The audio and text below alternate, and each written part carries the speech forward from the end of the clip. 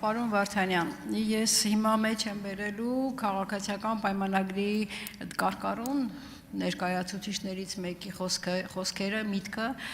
որին հանրությունը լավ ճանաչում է։ Համոզված եմ, որ գործ ունենք Արցախում մարդկայնության դեմ ուղղված հանցագործության հետ, եւ ես պնդում եմ ու շարունակելու եմ անել ամեն ինչ, որ միջազգային ցանկացած հարթակում սատարեմ այն թեզը, որ Ադրբեջանը կատարել է լրջագույն հանցագործություններ եւ դրա համար համապատասխան պատիժ պետք է տրվի։ Նաեւ անդրադառնալու եմ Ադրբեջանի կողմից մտածածին մեղադրանքներով ապօրինաբար ձերբակալվող էթնիկ հայերին։ Հավատացնում եմ, որ ցանկացած նման դեպք արժանանալու է միջազգային համապատասխան արձագանքի,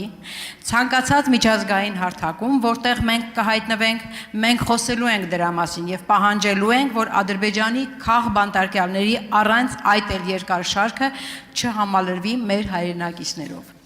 Հիմա հարցս նախ, դուք ինչպես եք գնահատում ձեր իսկ գործընկերոջ նման մտքին, ինչ ընդունում եք այս միտքը, թե ոչ, համարում եք արդյոք այս մոտեցումը այսօրվա կառավարության վարած արտաքին քաղաքականության հետ հակասություն ունեցող եւ եթե այո, ապա այս պարագայում արդյոք այս ներկայացուցիչը, քաղաքական գործիչը պետք է ազատվի իր աշխատանքից, որովհետև ինքը կառավարության արտաքին քաղաքականության դեմ գործողություն է իրականացնում, միտք է հայտնում, ինչպես օրինակ, ասենք, Ցեղասպանության թանգարանի տնօրենը ազատվեց աշխատանքից վարչապետի պահանջով, որովհետև հայտարարեց վարչապետը, որ իրենց վարած քաղաքականությունը եւ տնօրենի իրականացրած գործողությունը այն է ԱՄՆ-ի փոխնախագահի Բենսին գիրք նվիրելը իրար հակասում էին։ Խնդրում եմ պատասխանել։ Տիկին Գյուրերյան, կարծես թե այդ կարկառուն ներկայացուցիչը, որին դուք փորձեցիք վկայակոչել, զուտ հաշվի առնելով, որ այն եզակի մարդկանցից են, որ օգտագործում ոչ թե մարդկության դեմ, այլ մարդկայնության դեմ ուղղված հանցագործությունների եզրույթը, կարծես թե կարող եմ ես լինել, առավել հավանականորեն ես եմ եւ հասկանում եմ, թե դուք ինչ եք այդ հարցը տալիս։ Գիտեք, շատ հստակ կպատասխանեմ ձեզ այդ հարցին։ Ուրեմն իմ ամբողջ խորհրդարանական գործունեության ընթացքում բոլոր խորհրդարանական հարթակներում հարցրեք ձեր գործընկերներից։ Ես սատարել եմ, սատարելու եմ Հայաստանի Հանրապետության շահերը, անկախ նրանից, որ ույցը պաշտոնում լինեմ, որտեղ Հայաստանի Հանրապետության շահերը չափազանց կարևոր են եւ բոլոր հարթակներում, բոլոր հնարավոր հանդիպումների ժամանակ ես բարձրացրել եմ այդ թվում ձեր կողմից մատնանշված հարցերը։ Եվ եթե կարիք եւ հնարավորություն լինի եւ հարիր հարթակ լինի նաեւ սահմանադրական արդարադատության ոլորտում քննարկումների, միջազգային քննարկումների ժամանակ սահմանադրական արդարադատության իրագործման համար ստեղծված համապատասխան ասոցիացիաների շրջանակներում այդ հարցի բարձրացման պարագայում ես նույն դիրքորոշումն եմ արտահայտելու, որովհետև գիտեք ինչ, այո, սահմանադրական դատարանը անաչառ է եւ անաչառ է գտնվելու, որովհետեւ իրականացնելու է արդարադատություն յուրաքանչյուրիս համար, բայց պետական շահերով առաջնորդվելը իմ կարծիքով պետք է լինի ցանկացած պաշտոնատար անձի, այդ թվում ընդդիմադիր քաղաքական անձի, քաղաքական պաշտոնյայի համար կարևոր գրավական։ Ես մշտապես առաջնորդվել եմ պետական շահերով, երկրի սահմաններից դուրս եւ շարունակելու եմ առաջնորդվել։ Եվ եթե դուք ուզում եք հիմա փորձել ստեղծել իրավիճակ, որ գիտեք, հիմա մեկ-երկու շատ բարդ հարց կտամ, որի տակից Վարդանյանը կամ դուրս չի գա կամ կփորձենք նրան տանենք դեպի քաղաքական քննարկումների ոլորտ, ապա հավատացնում եմ ձեզ, այս 8 տարվա գործունեությունը այդ թվում ինձ սովորացրել է մի շատ հետաքրքիր բան, էլի խուսափել որևիցե եղանակի, կներեք, պրովոկացիոն դատողությունից։ Իսկ չի կարա սահմանադրական դատարանի դատավորի թեկնածուին ուղղվի հարց, կներեք ամենայն հարգանքով Տիկին Գյուրերյան, դուք գիտեք ես ձեզ շատ եմ հարգում, բայց չի կարող տրվի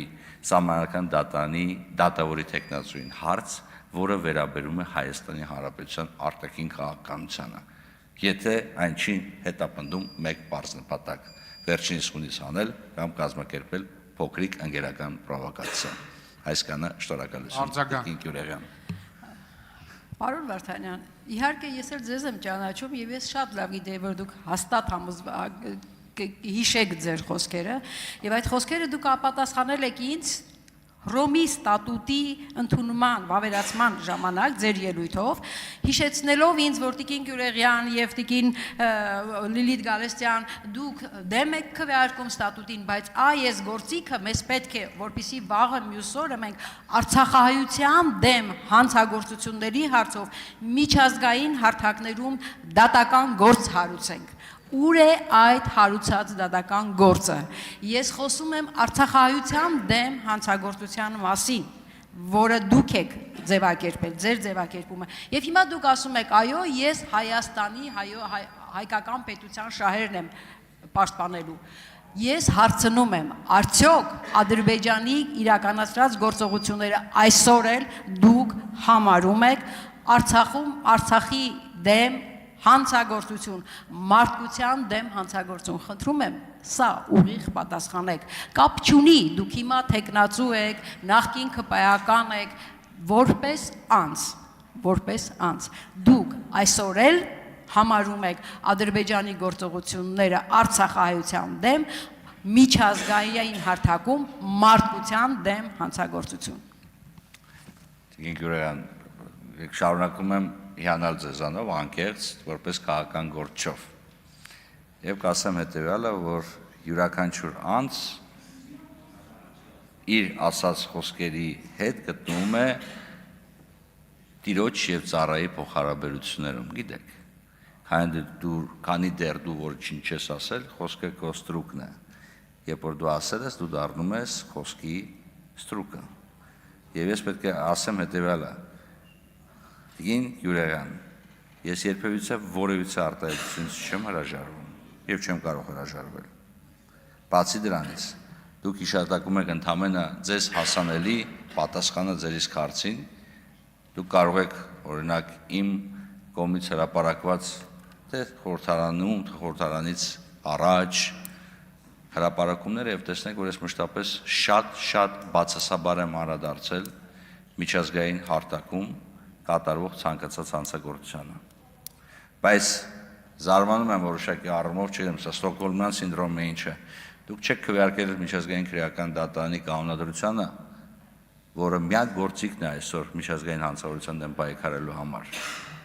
Բայց այդուհանդերձ մեղադրում եք ինձ, որ ես ձևակերպումներ եմ տվել, որը գուցե այսօր ձեր սրտով չեն։ Ենթադրում եմ, որ ձեր սրտով չեն, դրա համար եք հիշատակում այդ ձևակերպումները, բայց այստեղ վերջակետ դնեմ։